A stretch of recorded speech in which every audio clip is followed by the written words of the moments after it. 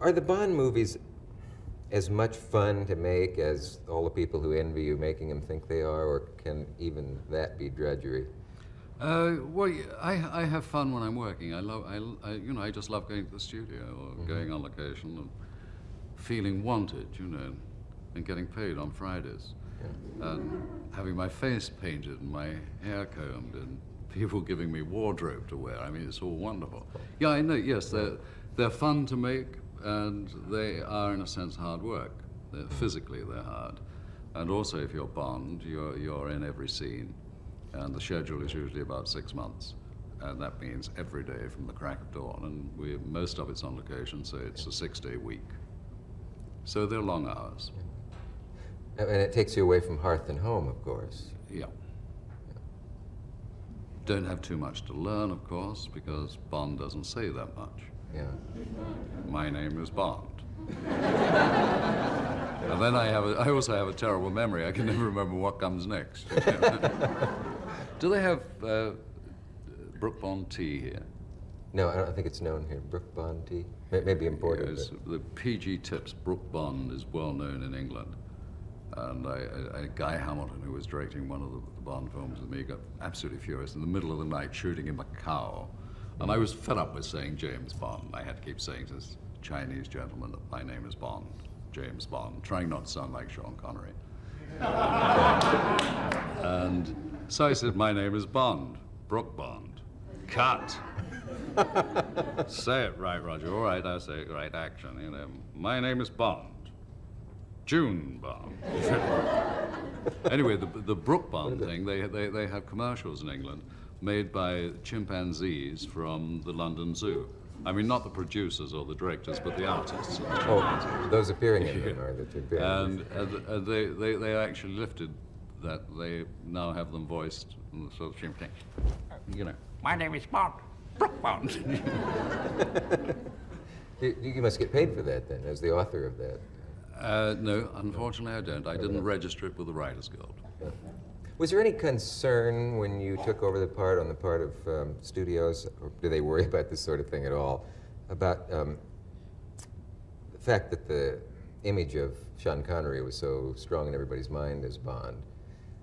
Was there any conscious effort given to either matching it in some ways, getting away from it in others, or did they just throw the dice and hope people would accept it? Well, Guy Hamilton, as I mentioned before, he directed the first Bond I did, and we went to lunch and discussing any reservations that I had or he might have.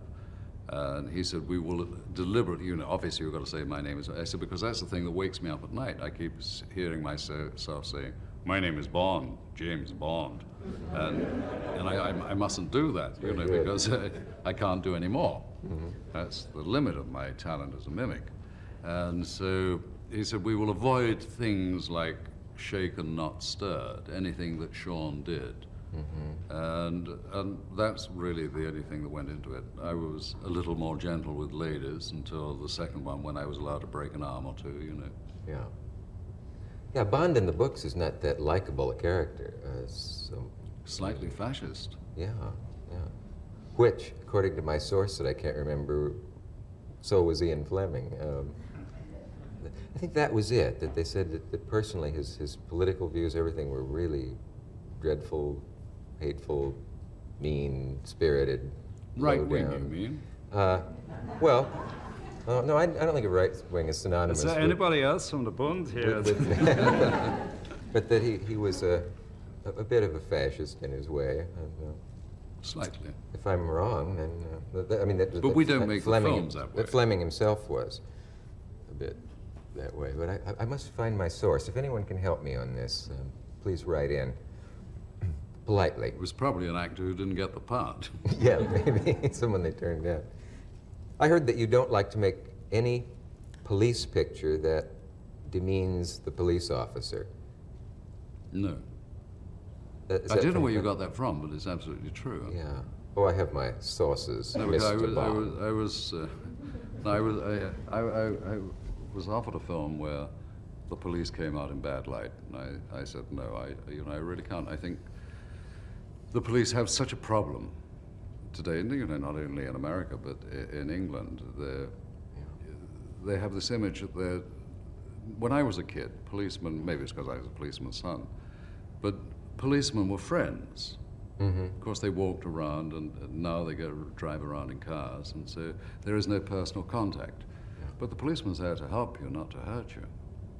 That was the atmosphere you grew up in, Yeah. and it seemed, certainly. And so I find it wrong where the police are shown in bad light. Yeah. What did you mean by you're on guard at the beginning and end of your movies? That's a quote, I think, from a magazine interview I read. Well, it's because the insurance problem is so enormous when you make a film. Ah. Making sure that the actor is going to live through the film, and particularly in Bond, because they're going to do everything to you.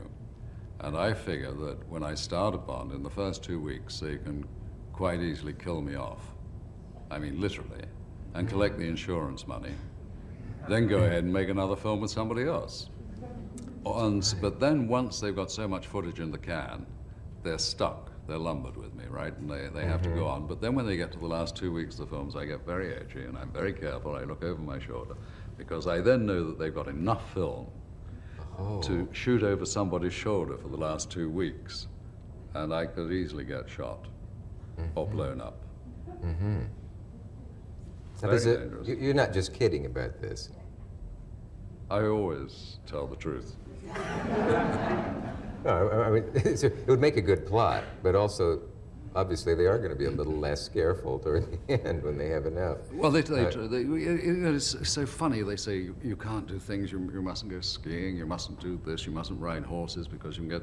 This is when you're not filming. When you're filming, I mean, everything goes on. Yeah. I followed another director I worked with, made 2 Bonds with, Louis Gilbert, who is as cowardly as I am. And I always say, where are you going to stand during this scene, Louis? And he says, I'm going to be over there. I said, well, I'm going to be behind you. He said, but you're in the shot. You've got to be there. But there are actors who insist on doing their own stunts. I think Burt Reynolds always does, doesn't he? Yeah. The only time I'm doubled is in love scenes. Can't handle that. No, I got a jealous wife. Do you? No. No. Oh, well, that's good. Say, please tell me to get off this subject if it's none of our business. But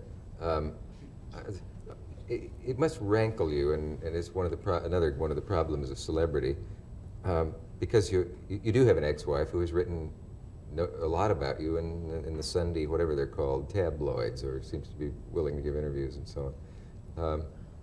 Can you just dismiss that sort of thing from your mind and just say half of those things are not true anyway, and it doesn't make any difference?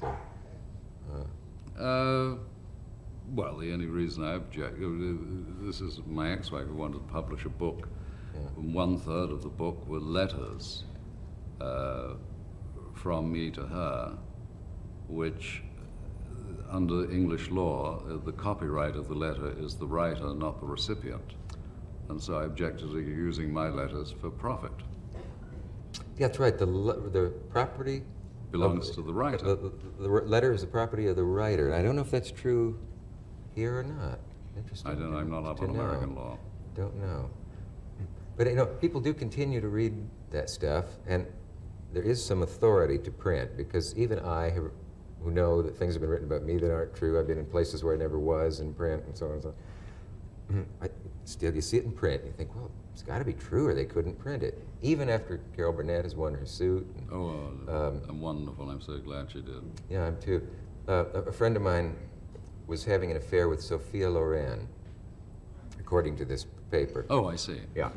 And there were pictures of the two of them, doctored so that it looked like they weren't really trying to make it a picture of them together, and yet the eye would take it to be that. And all about how she spent 3 days in his apartment making pasta for him. And I hate that sort of thing. Who was it? Really? Yeah. Oh, I thought he was gay. No. Really? I think he is, because I read that in another one.